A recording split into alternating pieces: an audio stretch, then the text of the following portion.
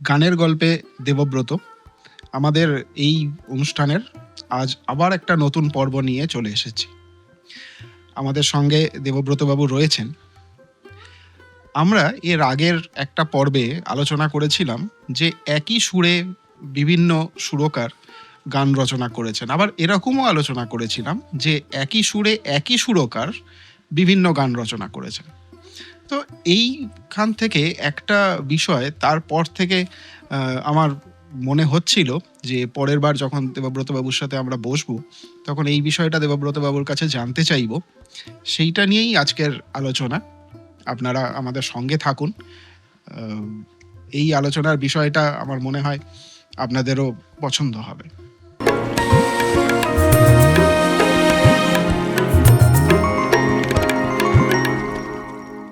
নমস্কার।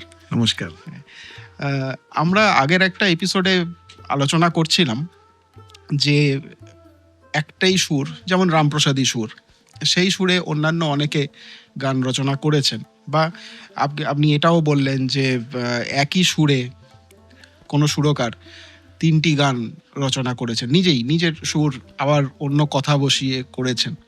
তো এই রকমভাবে যখন একটা সুর বিভিন্নভাবে নতুন নতুন গান তৈরি হচ্ছে, তো এই রকম কোনো তথ্য কি আপনি কখনো পেয়েছেন যে এই বিষয়টা, যে একই সুরে অন্য কোনো সুরকার, মানে কোনো সুরকারের সুর সেইটাতে প্রভাবিত হয়ে অন্য কোনো সুরকার গান রচনা করেছেন এবং এই বিষয়টা নিয়ে একটা গোলমাল তৈরি হয়েছে বা কোনো আপত্তি উঠেছে, এরকম কি কোনো তথ্য আপনি পেয়েছেন আপনার এই গবেষণায়?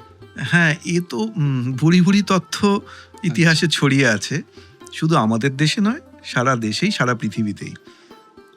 একটা কথা আছে বাংলা শব্দে, কুম্ভিলক বৃত্তি। আচ্ছা। কুম্ভিলক হচ্ছে যে অপরের কিছু জিনিস গ্রহণ করে, আচ্ছা। সানন্দে নয়, অপরের জিনিস ছিনিয়ে নেয়, আচ্ছা। হরণ করে নেয়, তাকে আমরা খুব চলতি ভাষায় চোর বলি। আচ্ছা। কিন্তু কুম্ভিলক মানে হচ্ছেন চৌর্যবৃত্তি। আচ্ছা। কুম্ভিলক বৃত্তি মানে চৌর্যবৃত্তি, ইংলিশে প্লেজিয়ারিজমও বলে। আচ্ছা। তো আজকালকার দিনে তো এরকম হামেশাই হচ্ছে, এআই, চ্যাট জিপিটি, সব জায়গাতে তো আমরা বুঝতেই পারি। বহুদিন আগে থেকেও দেখি যে কোনো গল্প একটা অন্য কোনো গল্পের থেকে অনুপ্রাণিত, কোনো সিনেমা অন্য সিনেমার থেকে অনুপ্রাণিত কথাটা বোধহয় সৌজন্যমূলক কথা। তো আমরা এই অনুসরণ আর অনুকরণ নিয়ে যদি বলি ব্যাপারটা, তাহলে দেখা যায় যে কোনো সুরকার, আসলে সুরকারদের কাজটাই তো এমন, যদি ঘটনাচক্রে কোনো সুর তার অন্য সুরের সঙ্গে মিলে যায়, তাকে বড় মূল্য দিতে হবে বা হবে না, সেটা সম্পূর্ণ নির্ভর করে সেই সময়কার আইন ব্যবস্থার ওপরে এবং কোন মানুষটি বা কোন সংগঠন কতখানি ক্ষতিগ্রস্ত হলো। এর ছোট্ট একটা উদাহরণ দিই। রবীন্দ্রনাথের ভাঙা গানের সংখ্যা প্রায় 200-র ওপরে। আচ্ছা। এই ভাঙা গান বলতে বলি আমরা যে উনি হয়তো আইরিশ সুর থেকে গ্রহণ করেছেন বা উনি দক্ষিণের অনেক সুর থেকে গ্রহণ করেছেন। ওনার শিক্ষাগুরু যদু ভট্টের অনেক বন্দিশ উনি গানে উনি পরবর্তীকালে তৈরির জন্যে ব্যবহার করেছেন।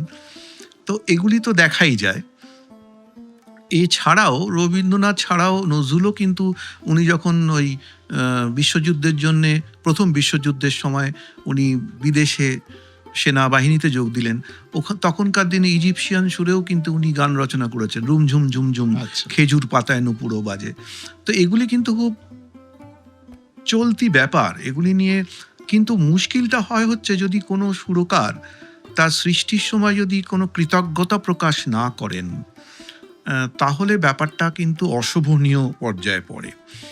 যেমন দেখা যায় যে হাজার বন্দিশ রচনা করেছেন বড় বড় সঙ্গীত বিশারদেরা, পণ্ডিত ওস্তাদেরা, যাদের নাম আগেও করেছি, আব্দুল করিম খান, ফৈয়াজ খান, বড়ে গোলাম আলী খান, এরা তো মস্ত বড় ব্যক্তি, তারা মৌলিক বন্দিশ রচনা করেছেন। সেই বন্দিশ আজও লোকেদের বিভিন্ন শিক্ষায়তনে শেখানো হয়। আবার সেই বন্দিশ থেকেই একটা সময় সুর তৈরি হয়েছে।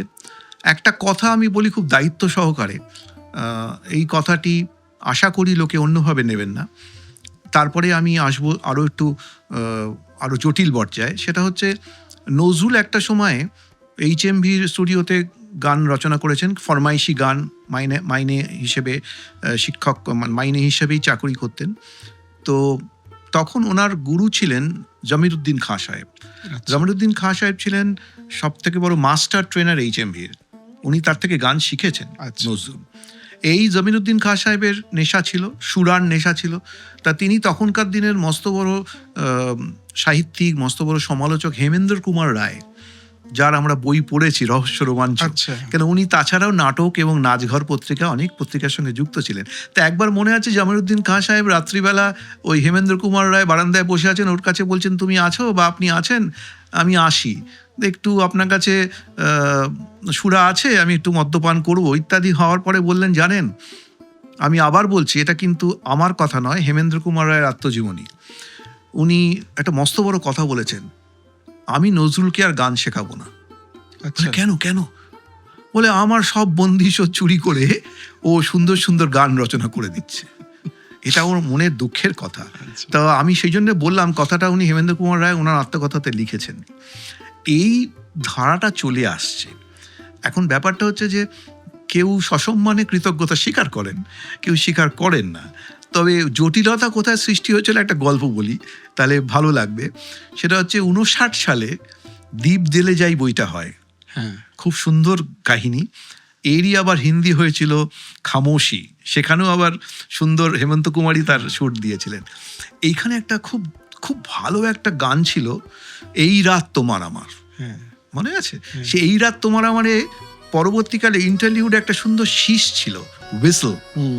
এই হুইসেলটা তখনকার দিনে লোকেরা বলেছিল, এই হুইসেলটা ওই bridge on the river Kwai David লিনের সে নাম করা বই, তার হুইসেল থেকে, তার একটা মার্চ পাস্টে এরকম একটা হুইসেল ছিল, এখান থেকে নেওয়া হয়েছে। কাদের টনক নড়েছে? ডেভিড লিনের যিনি প্রযোজক বইটার, তিনি হচ্ছে কলাম্বিয়া পিকচার্স। কলাম্বিয়া পিকচার ছেড়ে দেবে না, কলাম্বিয়া পিকচার পকেটে জোরও আছে। আদালতে টেনে নিয়ে গিয়েছিলেন হেমন্ত মুখোপাধ্যায়কে, আদালতে টেনে নিয়ে গিয়েছিলেন। সেখানে শুনানি হয়েছিল, দুটো সুর আলাদা করে বাজানো হয়েছিল, প্রমাণ করে দিয়েছিলেন হেমন্ত মুখোপাধ্যায়, না সুরটা কিন্তু অনুসরণ করা বলা যায়, অনুকরণ নয়। আজকেও আমরা যদি সুরটা শুনি তাহলে দেখব দুটো সুর এক nয়। ওখান থেকে অনুপ্রাণিত হওয়া আর অনুকরণ করা দুটো আলাদা জিনিস। হেমন্ত মুখোপাধ্যায়ের খুব অভিমানে লেগেছিল। তার ঠিক কয়েক বছর বাদেই হিন্দিতে একটা বই হয়, তাতে উনি প্রযোজক, কোহরা। সেই কোহরাতে তখনকার দিনের জনপ্রিয়তম জুটি হচ্ছেন বিশ্বজিৎ আর ওয়াহিদা রহমান, তার আগে 20 সাল বাদ হয়ে গেছে। ওখানেও গানটা কিন্তু উনি প্রয়োগ করলেন, এই বাংলা গানটারই হিন্দিটা প্রয়োগ করলেন। সেই গানটা ছিল ইয়ে নয়ন ডরে ডরে।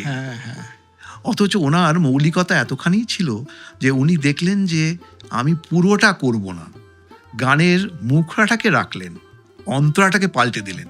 খুব কম গানই আছে যখন আমরা ভাষান্তরে যখন শুনি যে গানটা কিন্তু হুবহু একই হয়। এই একটা গান যেটা আমি খুব কম পেয়েছি, যে সুরকার, বলিষ্ঠ সুরকার বলা যাবে, উনি ইচ্ছে করলেই করতে পারতেন। দুটো ওনার বাংলা গানের অন্তরাটাও কিন্তু ততোধিক ভালো, মিষ্টি। উনি কিন্তু ওই অন্তরাটা রাখেননি, অন্য একটা অন্তরাতে।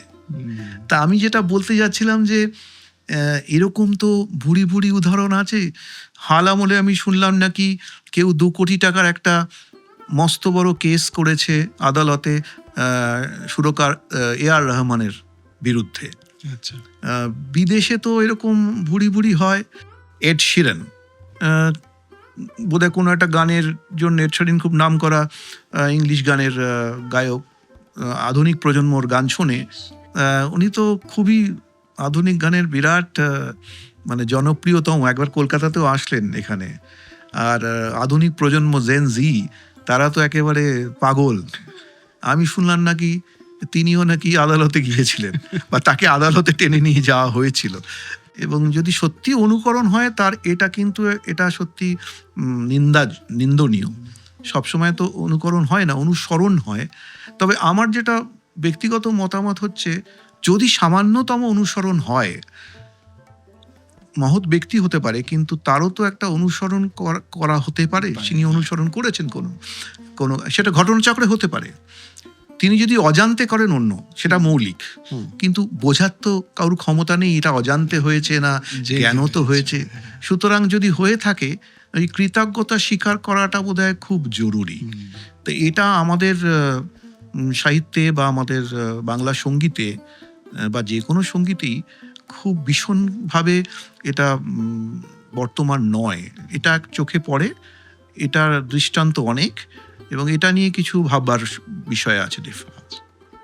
বেশ, আপনার সাথে কথা বলে যেটা আমরা বুঝলাম সেটা হলো যে এখন এই ঘটনাগুলো আমরা প্রায়ই শুনতে পাই, যে একজনের সুর অন্যজন কোনোভাবে ব্যবহার করে ফেলেছেন, হয়তো যেটা আপনি বললেন যে কোনো হয়তো জ্ঞানত হতে পারে বা অজ্ঞানত হতে পারে, করে ফেলেছেন। তার মানে আপনার কথা থেকে আমরা এটাও জানলাম যে আগেও মানে রবীন্দ্রনাথ ঠাকুরের সময় বা কাজী নজরুল ইসলামের সময়ও এই ঘটনা ঘটেছে, কখনো তারা প্রভাবিত হয়ে এই সুর কোনো সময় হয়তো মিলে গেছে, কখনো অবশ্যই। কিছু হয়েছে এরকম।